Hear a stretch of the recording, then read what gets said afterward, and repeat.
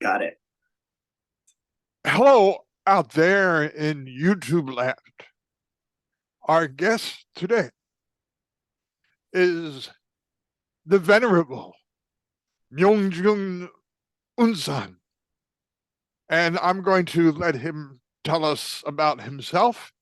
And right now, he's in America, and I'm here in Japan, America and Massachusetts. So, Myeong Jin Eunsahn, could you tell us, first of all, what about the meaning of your name and what does that signify? Okay, so Myeong Jin Eunsahn is my transmission name. Previously, my Dharma name had been in the most recent Sangha that I was in was Eunsahn Chitta. And before that, when I was with a Japanese Sangha, it was Inzan Keian. And that's all the names I've gotten so far. Okay. But Myeong Jin Eunsahn is translates as bright truth, dark mountain. Okay. Bright Eunsahn true is dark mountain. Okay. bright truth, yeah. And well, transmission name, like for most of yours, transmission, that's part of a car, but what do you mean by a transmission name? Could you explain what that means? Yeah, transmission is one of those things that in the lineage going back from the Buddha onwards, Okay. there was always the student to teacher to student to student to student relationship. Okay. And the idea of transmission is mind to mind transmission, okay. which means basically that the teachers and students' minds have become one. Okay. The teachings have permeated the student to the point where it's kind of interchangeable, I guess you could say. All right. So your original name, your birth name was Thomas Gartland. Is that right? Yeah. Yeah. Okay. And and you were born in New Jersey, right? New Jersey boy. Indeed, all right. As me too. And 1957, right? So that's puts you. You're what, about 60 something, 64, 65. 65 this year. Okay. All right. Yeah. Okay. All right. Good. So, and where in New Jersey? Because a lot of our viewers happen to be from New Jersey, but where in New Jersey? Okay. Well, get a pad out, because my list of residences in New Jersey is somewhat lengthy at this point. I was born in Elizabeth. Elizabeth. And I grew up in Union. And Elizabeth, where the smokes. Yeah. Well, the oil refineries are up there. Okay. Yeah. Yeah. Okay. Yeah. Right.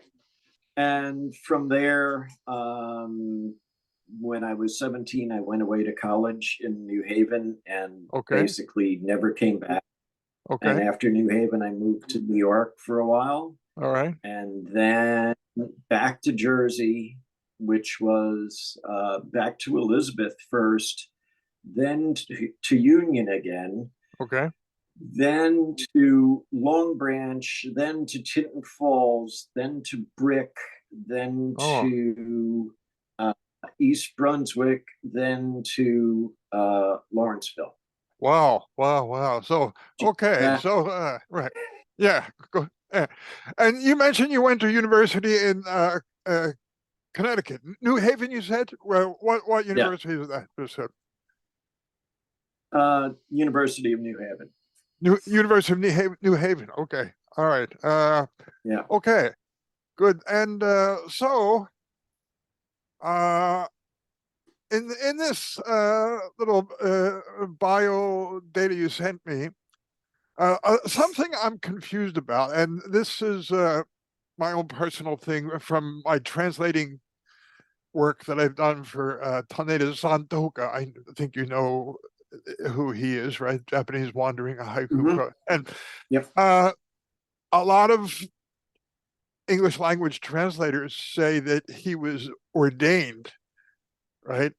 However, my studies show that he took what I assume was what he took the precepts, which in Japanese would be called the tokudo shiki, which means kind of like Right. he entered the priesthood, right?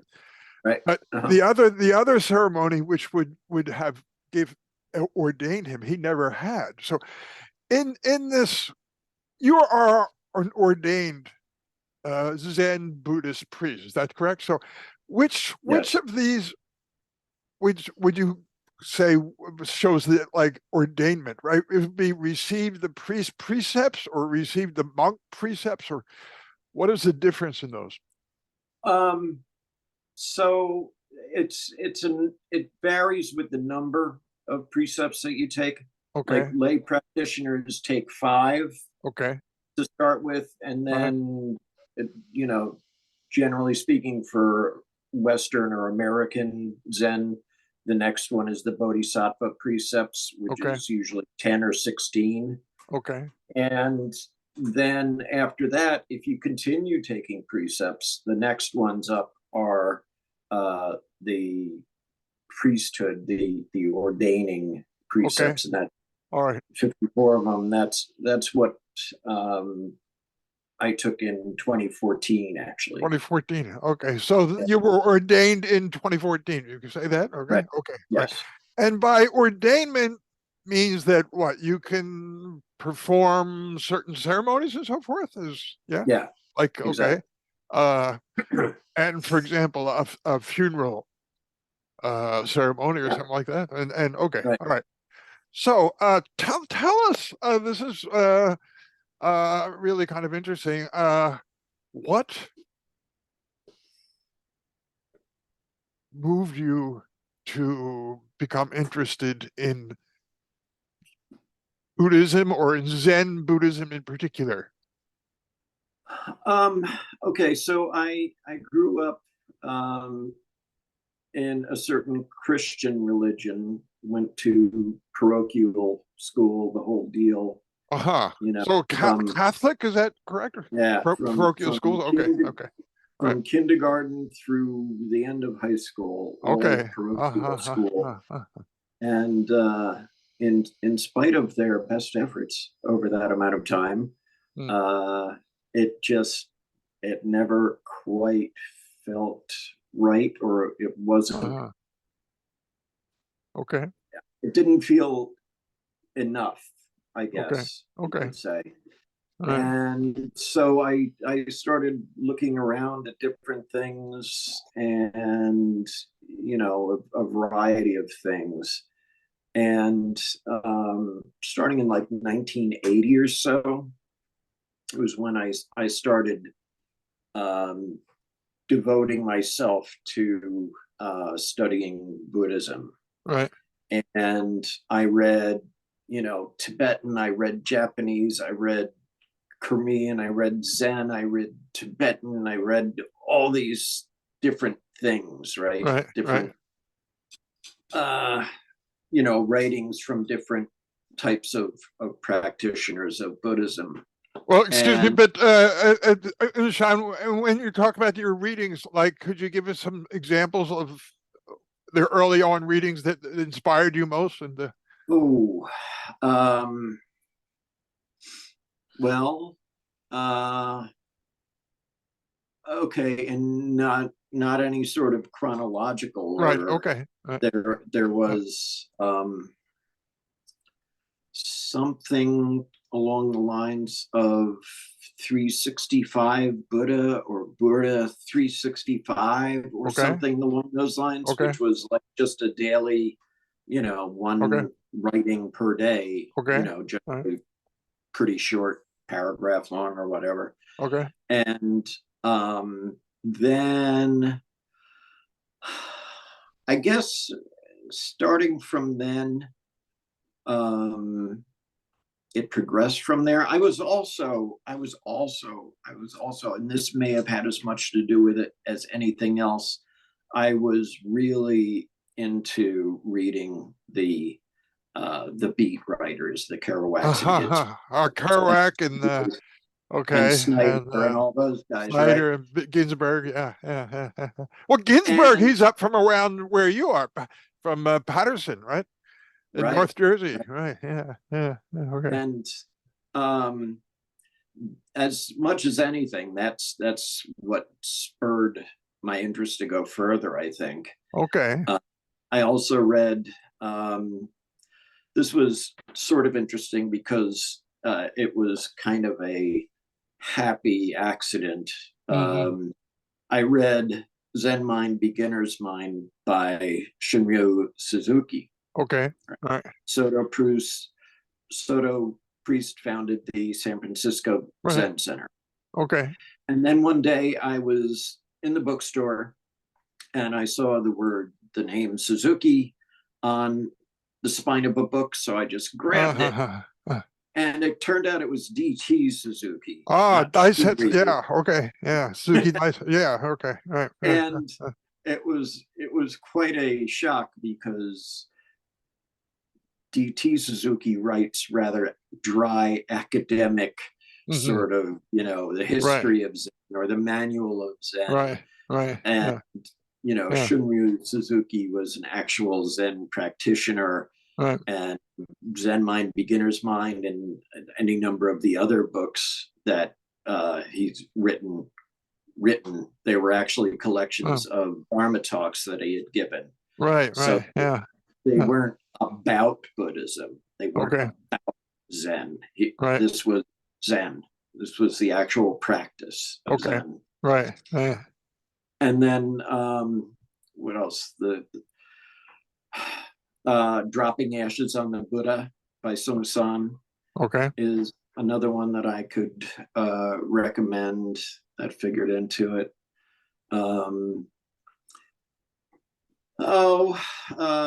What else? Well, how much I wanted to talk about this with you eventually anyway, but how much did you read of Alan Watts? Not much. Okay. All right. I saw some videos and I read a little bit, but again, it was one of those things where he was sort of hovering over it, not actually, in the thick of it.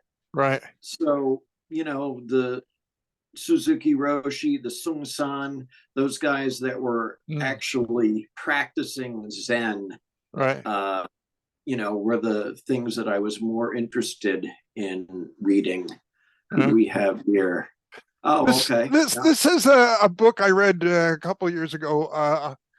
The story of the Soke-an and Ruth Fuller Sasaki, who I think she was the first American woman to go through the entire and I guess it was her daughter who was married to Alan Watts, and one of his his first wife, I guess. But in this book, I don't know if you're familiar with this book, but Alan Watts isn't shown very attractively in this book. As a matter of fact, according to this, and I'm not a specialist in this, but anyway, that according to this, he never went through all of the training. According to this story in this book, that there's this. I'm pretty sure it's Rinzai that they were in, but there's this question answer period where you get together with the monk and he asks you a question, and so Alan Watts' first answer, and then the monk said, "No, that's not it," and then he never went back. Right, but he read a lot of books and so forth, and then and started spreading this and so forth, and he got a lot of people interested, but maybe well, if I'm not mistaken, I think he ended up being an Episcopal priest. Is that right? So his involvement with Zen was kind of peripheral. Right, And right, yeah. if you're doing a Kongan and they don't accept the answer the first time and you walk away, well, perhaps Zen wasn't the thing for you in the first place. I mean, for me, ironically enough, when I was reading all this other stuff, as incomprehensible as it may be, for some people, Zen was what made sense. Right. Okay. There's the traditional Pali Canon, Theravada Buddhism, like going way back. Yeah. That was okay. Pure Land, Tibetan, I would read all these things and they were like, oh, okay. But then for some reason, when I started looking into Zen and then actually started practicing it, it kind of grabbed me by the throat and just took me away. Oh, well, that's cool. Right. So is Zen a religion?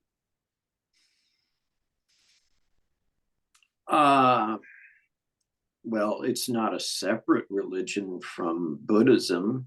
Okay. And there are a lot of people who will contend very forcefully that Buddhism is not a religion, it's a philosophy or whatever. This is and my thoughts are that, okay, Immanuel Kant didn't ordain anyone. Right. And although the Buddha himself wasn't actually ordained, I'm ordained as a priest and I do priest things. And on that level, which is a very surface level, I consider it a religion, but I don't get particularly hung up on whether someone else does or not, because it's just yet another thing for people to argue about. Yeah, right. And, so I asked because early on, I think I told you back when we were talking in December at that poetry event that my earliest and still my best friend here is a Soto priest, and when I first arrived in Sendai, he took me along with him to a lecture about Zen by a Zen priest, and the guy, my understanding of Japanese at that time was limited, but one thing that did come through, he starts out saying that Zen is not a religion. It's a group of people who revere the teachings of the Buddha, but it's not a religion in other sense of the way other people like he's not a god, right? No, he's not. Right. Okay. So, but as you say, like a lot of different people have different ideas about that, and I'm not one to say, which idea is correct or incorrect, or if there is even a correct or incorrect involved with that. But what would, as an example of your everyday life as a priest, what do you do? I mean, like say you wake up in the morning and is there any like priestly activities that you perform every day? No. No. The only time that there's actual, priestly things that I do are on the, Wednesday evening meditation things that we do on Zoom and YouTube and that you were part of for the Poetry Slam back in December. Right. And otherwise, I'm not a monk. I don't live in a monastery. Right. Since COVID, I haven't even bothered trying to have any kind of in-person, meditation space. Okay. I had for a while up here. I moved up here in like 2014 or whatever from New Jersey to Massachusetts. Now you're in Massachusetts. Yeah. Okay. Where in Massachusetts are you? In Western Mass. Northampton. Northampton. Okay. It's north of Springfield. It's Okay. on All right. Springfield, I I-91, guess basically. everybody would recognize you. Okay. Yeah. Uh, The National Basketball Hall of Fame is in Springfield. So okay. just All right. There you go go. north from there. But I would be for the most part considered a householder because Okay. I don't live in a temple. This is Right. not the only thing I do Huh. is be a Zen priest. So I have you have a job. I mean, a real job. yes, I Like have a my job father that would say, actually like, when are you going to get a real job? But uh, you have a real job, right? So, I have a job, yeah, yeah, and yeah. I I I approach that with as uh, Zen quote unquote perspective as I can. Okay, I try and maintain a certain evenness about it. Like okay. if things, if people are running around with their hair on fire, Okay. I try and be the guy who's, if not has the fire extinguisher, at least isn't Uh, joining in with the all hair right. on fire brigade. Um,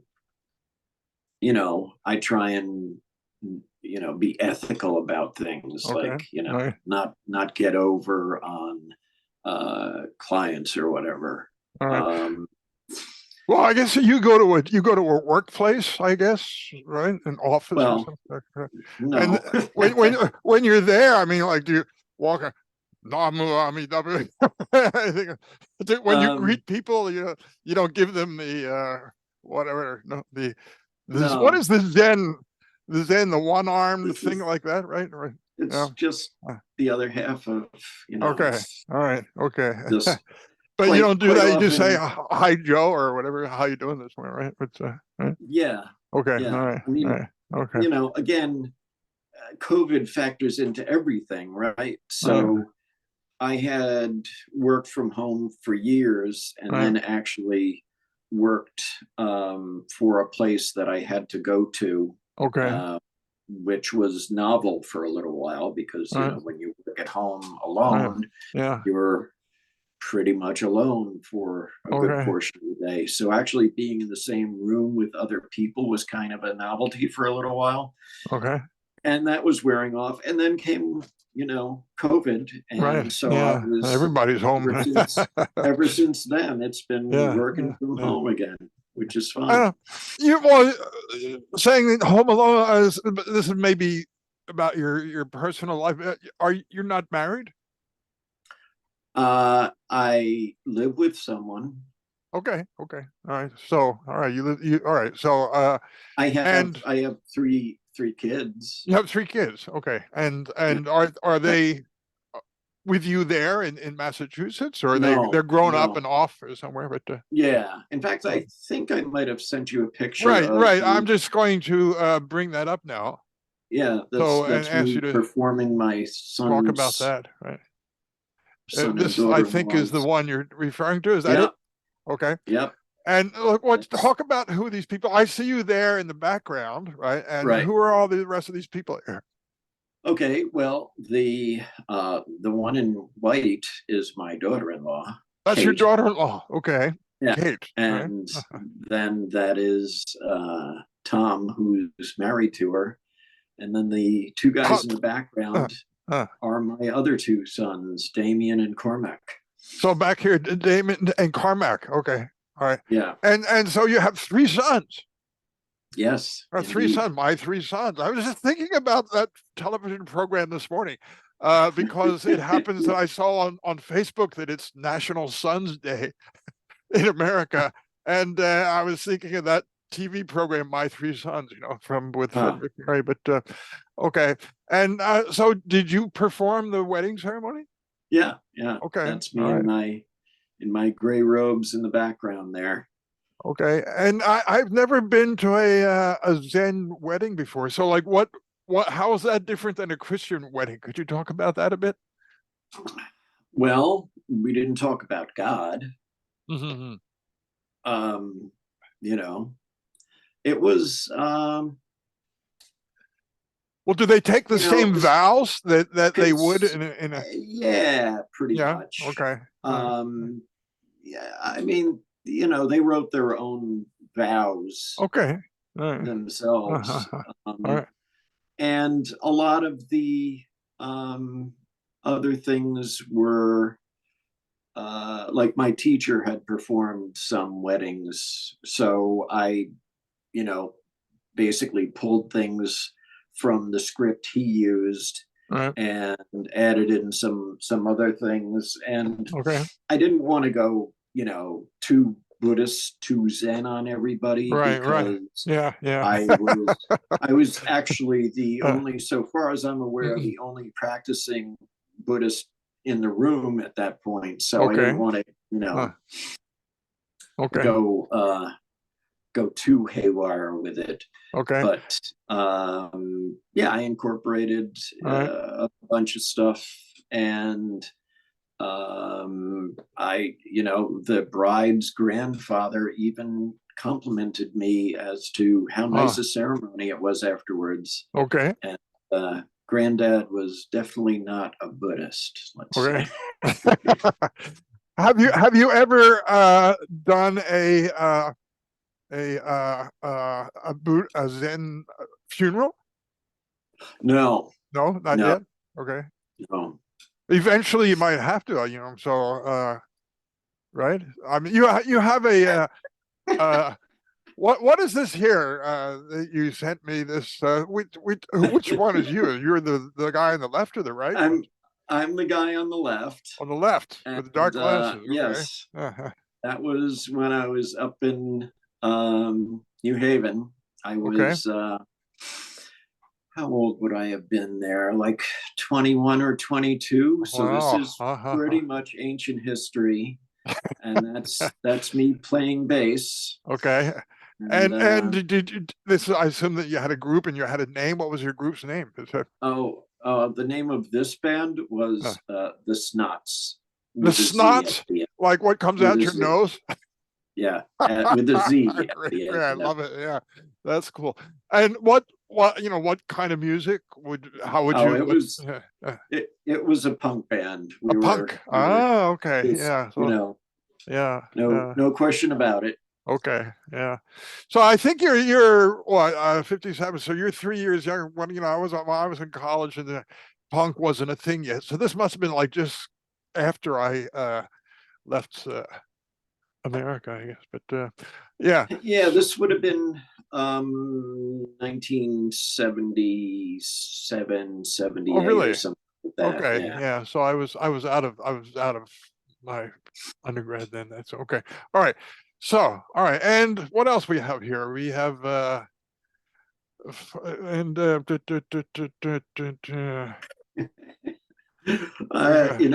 I was wondering which of these photos you were going to use, and I thought, Well, I'm going you to try to get all of them in, So oh, okay. because I figure if you wanted to send them, that you would. And this is you're again in the dark glasses, right? Yeah, Okay. same band, Okay. and All that right. is the singer who died, I don't know, quite a while ago, Oh, really? Oh, um, and who went by the name Daryl Leck. uh-huh. No, I'm really not No, familiar with punk at all, but except is the Clash, is that punk? The British yeah, group, the Clash, that would yeah, be punk. Okay. And how about the Sex Pistols? no, yeah, that That's would have punk. been, Okay, they're all punk. Okay, so I yeah. lost track, after I came to Japan. But all right, let's see here. What else we got? All right. I can't wait. Yeah. Well, okay. This Oh, is more okay. recent. So Okay, this so is this yeah, is more recent, yeah. yeah, yeah. So that's me with another priest from my order, and his name is Mike Jinji Wood. Okay. And when I travel around and there is a Sangha, an affiliated group of practitioners or a Yeah. priest who lives nearby, I try Yeah. and drop in on them. So Okay. Mike Uh-huh. lives in um, somewhere in Rhode Island. Okay. Yeah. And so I was up there for Thanksgiving or something one year, and I Uh-huh. dropped in on him. Oh, So good, good. there's me and Mike. Oh, great. So you mentioned you've been using the word Sangha quite a few times, and I'm not sure all of the people in our viewers understand what a Sangha is. Could you like, would it be called like a congregation Yes. in like a Christian church or something? Uh, I would even take it back a notch from that and uh, say it's a community. a community. Okay. All Yeah. right. Uh-huh. Because Uh, congregation kind of implies like being in the same room at the same time okay. to me, All right. whereas the Sangha is, just the collection of practitioners who Okay. may or may not be in the same room at the same time, Okay. but All still right. part of it. So it's probably I'm thinking the Japanese Zen that I'm familiar with. They have what are called the Danka-san, and they are. I think that's more rooted in each particular temple than the concept of Sangha, which wider general community. But Right. the Danka are like paying members, Uh-huh. and from their dues or fees, I guess you would call them, that's where the priest gets his salary, right? Right. Yeah, in that regard, they're about the same. Okay. Um, although I would have to say that the members of my sangha are they don't like pay dues per se. Uh, Send them you a know, notice of payment overdue. yeah, no, net You'll ten go sort of. down on the enlightenment rank if you don't pay it. Yeah. Which brings me to another question that we got. And in Japan, right, when a person dies, they get their hotoke name, a different name, right? Than Right. and depending on how much money the person pays, their Buddhist name, and the Buddhist name is the one that's going to go on their gravestone, right? Right. Depending on how much they pay, and there are all these different rankings, for higher level names, and the more you pay, the higher level. What do you think about that? um, that's their custom. That's their way of doing it, Yeah, and yeah. I think it, it's only in Japan. Yeah, the it's Japanese not the Buddhists. way Yeah. it's not the way things are done here. Right, Um, right, going back 1,000 years or more, right. in China, it would be the same thing. How I have like Mm, a number of different names. okay. Well, it's, a priest or a Zen master, when he died, they would often just give him the name of whatever mountain it was that his Okay. temple was. Okay. All right. Okay. So it's All right. like, and when I was a student of all this, for starters, Yeah. they had their birth name, they had their Dharma name, then they had their posthumous name. It was like Right. they would interchange them in some of these books, and I could never. Well, is it this guy, or is it that guy, or is it All the right. same guy? Okay. I had a hell of a time keeping up All with right. it. So Okay. All right. at some point or another, I just gave up and went with it. Could you talk for a moment about Zen in America? What is your thinking about Zen in America? When I first came to Japan, I mean, like people D.T. Suzuki and some of these people were, and through the beats and everything. Zen wasn't such a big thing at the time, right? I mean, it was certain intellectuals and readers and so forth. They knew about it, but the average American, like you said, Zen, and they don't know what you're talking about. But could you talk about that a bit? Yeah, it's certainly different now than it was then. I mean, you had your Ruth Sasaki Fuller there, Right, right. Sung San. Well, let's not even bring Sung San into it yet. I mean, Okay, right, yeah. uh, Sung Sang is the you know, Korean. there were Right, yeah, yeah. there were a number of people. What was her husband's name? Richard, was it? I want to say Richard Fuller. I Her husband could be. Yeah, I don't remember. No, I think didn't Sokeon and her actually were got married. But yeah, I think she had a husband back in, where was she from? Minnesota or Wisconsin, somewhere around there, one of those states right, up around the Great Lakes, wherever. But right. Well, yeah, so they were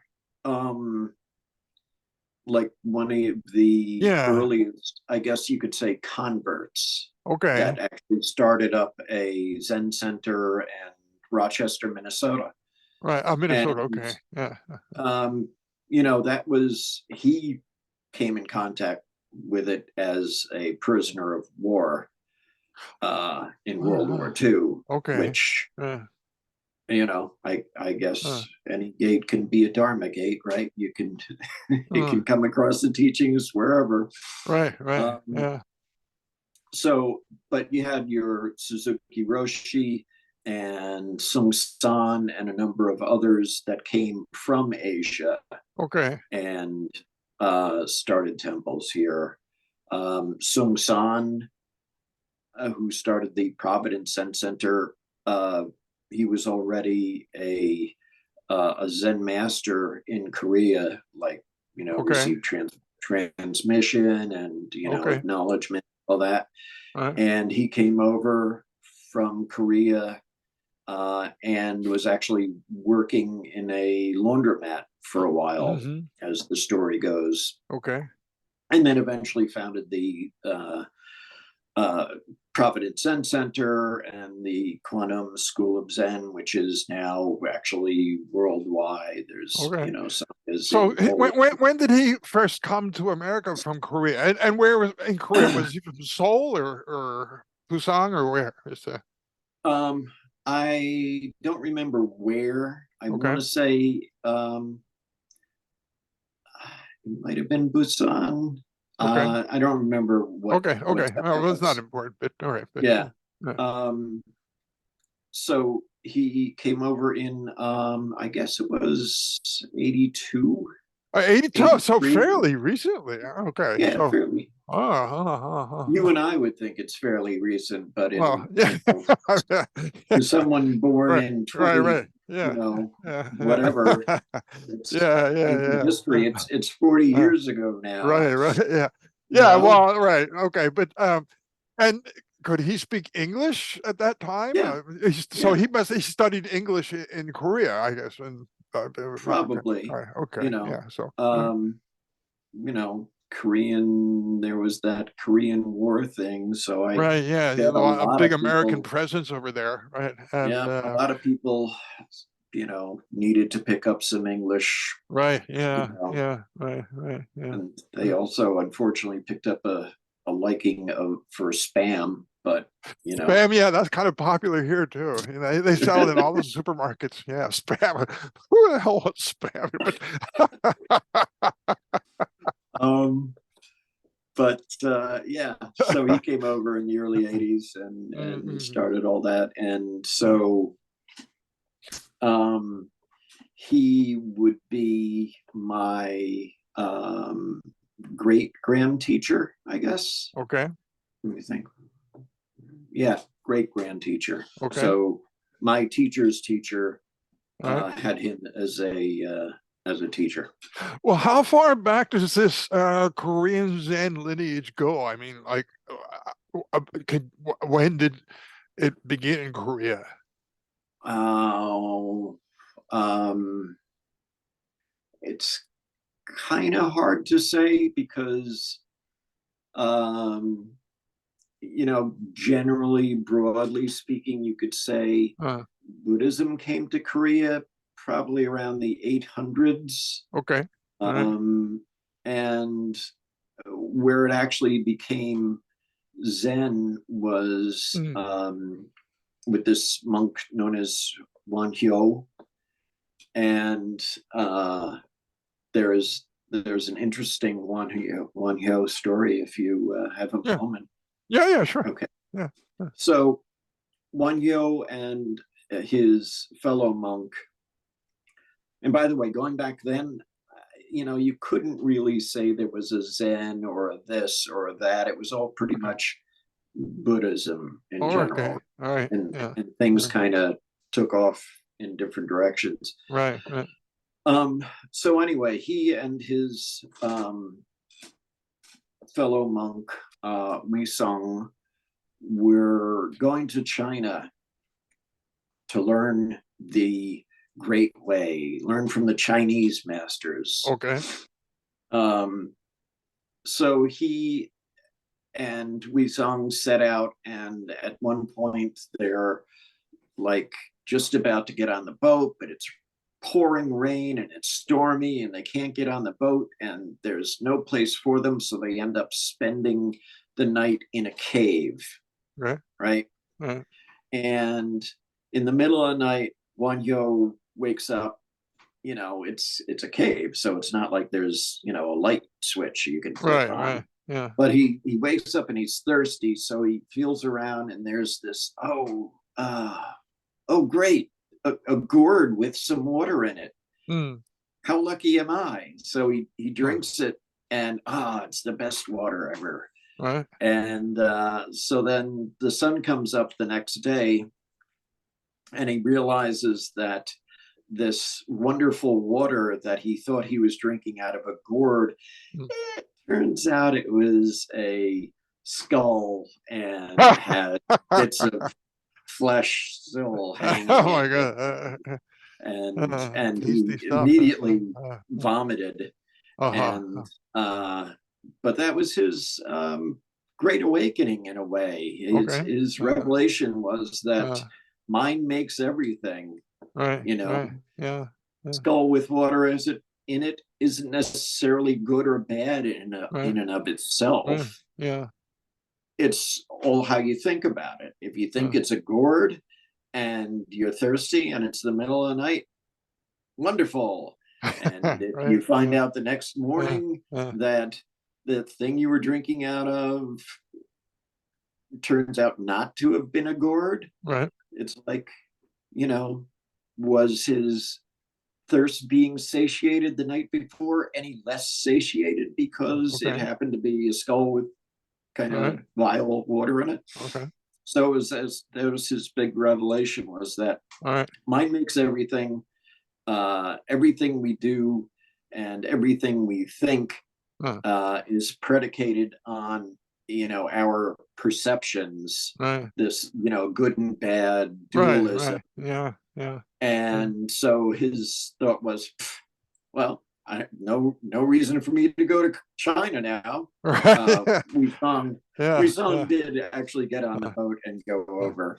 But Wanhyo, sort of a personal hero of mine. Well, did they ever go? I mean, like, as far as my limited reading, like the place for Zen in China would be the Shaolin Temple, right? Where the Bodhidharma came from India and went there and so forth. Shaolin Temple is supposedly Bodhidharma's temple. But it's not like that was the only one. There was, by that point, but it had spread out.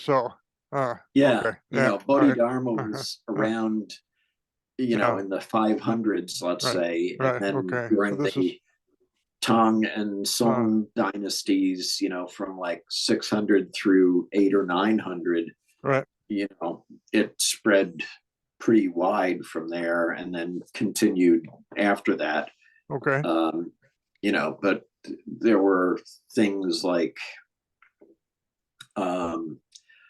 Buddhism and all that wasn't necessarily always held in such high regard by various emperors. So there would be, the Chinese 1,000 year ago equivalent of a pogrom against, Buddhists in general and Zen. And so it would ebb and flow. Right. Same thing in Korea. Probably, I don't know if it Yeah, happened in Japan too. I mean, around pre-war and during the war, because they wanted to focus on Shinto and the divinity of the emperor and so forth. Right. So Buddhism was sort of suppressed and temples were burned and so forth. But yeah. So it happened, in Korea also. The Confucianists would say, enough with this foreign religion stuff. Back to filial piety for everybody, and would all look at those guys. What do we got here? This is like the Last Supper. No, what is it? But the No Supper. It was that was a the guy that's sitting furthest on the left. Okay. That was his being given Dharma transmission that day. Okay. So basically everybody would come up and ask him a question and try and stump him. It's called Dharma combat. Okay. And it's sort of Dharma combat. Is that Americanization, or is that what it's called in the Korean lineage? But I think it's just called that in general. Okay. But it's like koan practice or koan practice is very strict. There's a curriculum basically of a set number of koans, and this is what they are, and you do them with your teacher. And this is where you sort of invent your own koan on the spot. Wow. See what this guy's reaction, what his response is going to be. In front of everybody else. Wow, that must be really defending your dissertation. But a koan, a koan, maybe some of our viewers aren't familiar with that word, but how would you I know, like, maybe people would recognize, like, famous one, like, what is the sound of one hand clapping or something? That's a koan, right? Yeah. Okay, all right. Yeah, but how would you explain this in English, a koan? Okay, so koans are a teaching method that is between teacher and student. And the idea is that with these, seemingly nonsensical questions, like what's the sound of one hand, or does a dog have Buddha nature? Right. Yeah. That. All right. Does a dog have Buddha nature? The answer is from Zhao Zhou or Zhou or whatever name you might want to give him in whatever language. The response was moo. Moo. And what's moo? Like, is that like a cow makes a moo? But no, but what was moo for our audience? That's the Japanese. Yeah. But I know what it means, but some of our audience might not be familiar. So what moo means? Right. So moo is, like, if you translate it literally, it means no, right? Right. Yeah. The character for nashi, no. Yeah. So someone asks Zhao Zhou, does the dog have Buddha nature? And Zhao Zhou's response is moo. And so you can either think of that as, it just means no, a dog doesn't have Buddha nature, or along the same lines as, what's the sound of one hand? How do you actually answer that? You really can't, in terms of using logic or conceptual thought, because it really doesn't fit. You can try and figure out what the sound of one hand is. Yeah. But you're really not going to come up with an answer that you can rely on. Yeah. So it's interesting that it's interesting. Thank you. Go ahead. Yeah, it's interesting that you say that just this what is the sound of one hand, and actually in the Japanese form of this, in the English form is what is the sound of one hand clapping, but in the Japanese form there's no clapping. It's just kosho nanme is the Japanese, and so what is the what it's the palm of your hand, right? The single palm of your hand, difficult sound would be the translation of the kanji, right, of the Japanese character, right, the ideograms into English. So, and there's no clapping in there, right? Right. So, but somebody, maybe DT Suzuki or something, translate it into the form of a question or something like that. So it's not even really a question in that sense, right? But well, it still serves the same purpose. I right? Mean, yeah, exactly.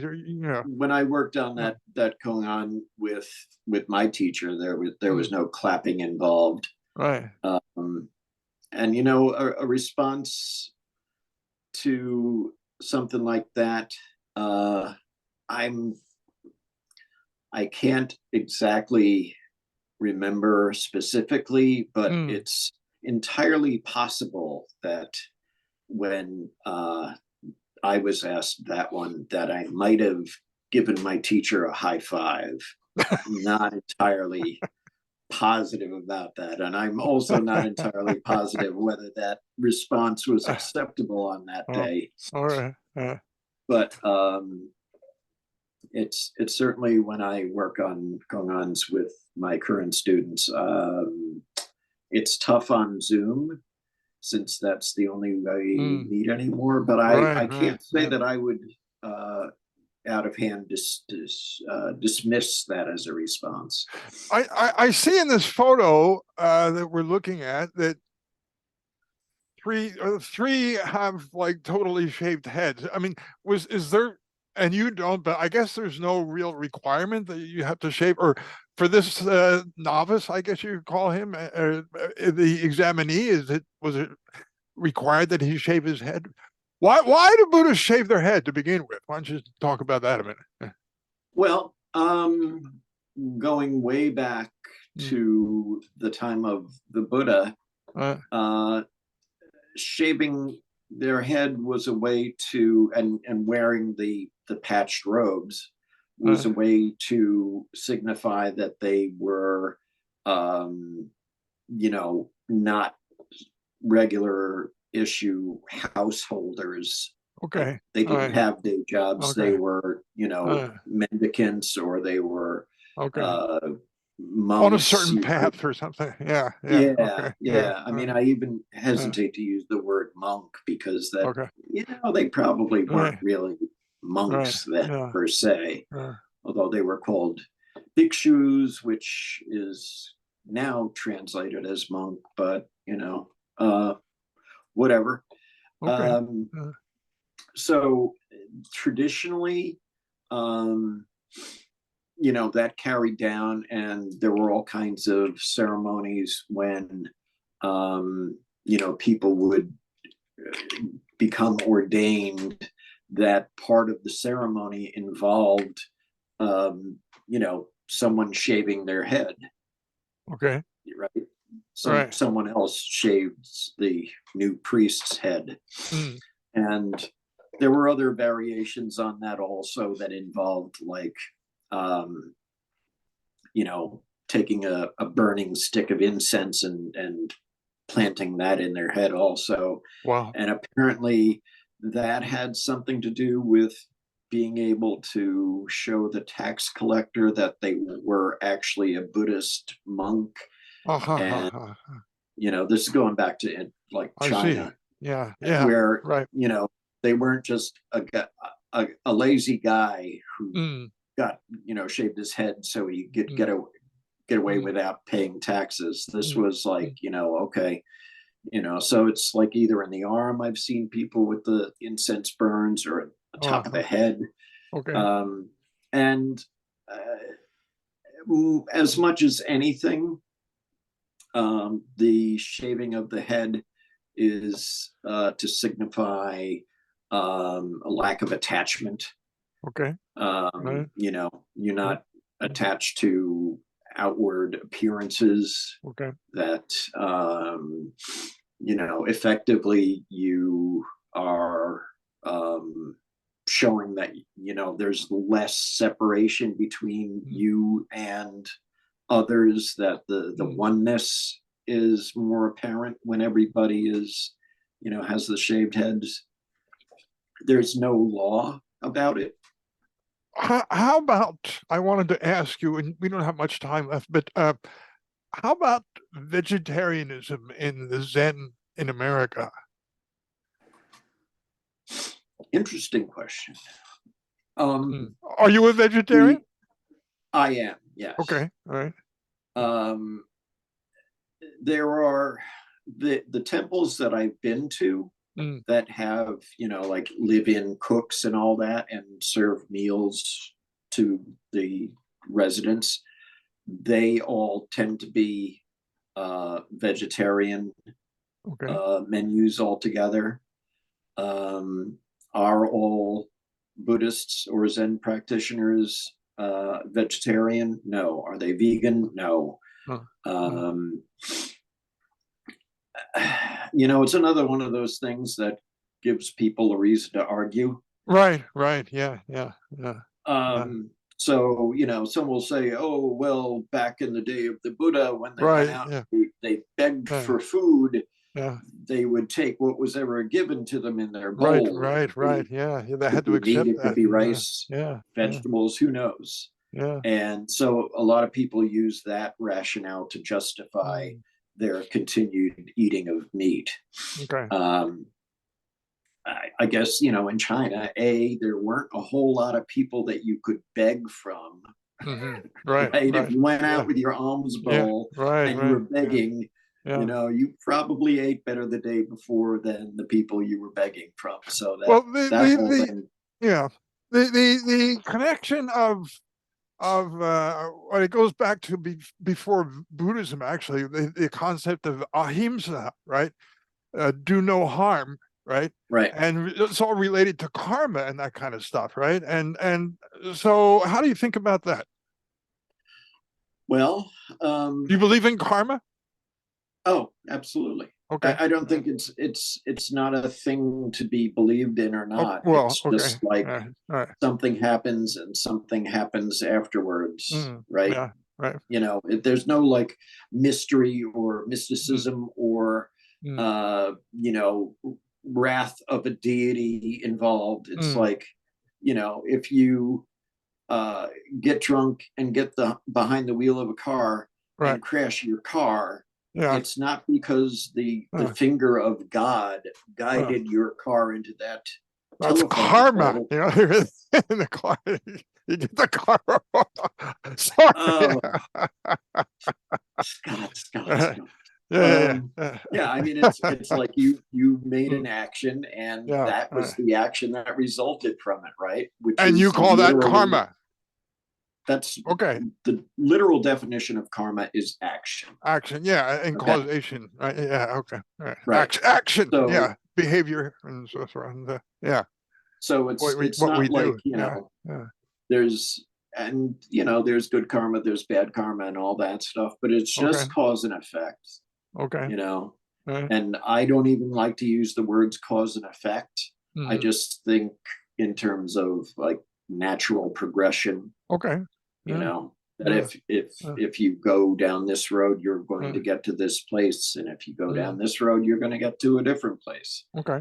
Well, that's an interesting take on that. Yeah. So as far as vegetarianism versus omnivoreism, people justify it one way or the other. They can use different sutras, different teachings of the Buddha to justify one or the other. Okay. And personally, like you said, in light of ahimsa, of doing no harm, part of my practice of that involves not eating meat. Okay. The first precept is to refrain from killing. Right. It's refrain from killing, and there's also regarding diet, not having someone kill for you, Right. right? Yeah. Yeah. Hey, go Yeah. slaughter me that pig. I feel like bacon this morning. You Yeah. know, that would be bad. That would be a violation of that precept. But I've always wondered, though, and I'm probably not the only person who wondered why it's okay to eat a vegetable, and not a pork chop or something like that. I mean, we kill the vegetable dies when we eat it, right? Right. um, It's a difficult question. audible We can, sigh. you know what? Don't answer. Okay. I'd like to have you back again some other time because, I was thinking before we began, but like just an hour is not going to be enough, but we can do this again sometime. Is that all right? No, that's Okay. fine. Yeah. Okay. So I'm going to sign off here and say goodbye to everyone. Thank you very much to the Venerable Myeong Jin Eunsahn for being our guest today on the Diner Talks. And by the way, he's a diner man from New Jersey from way back. So good to have another diner man on here. Okay. Eunsahn, I'm going to stop recording and I'll still be on here for a minute though. Okay. Okay.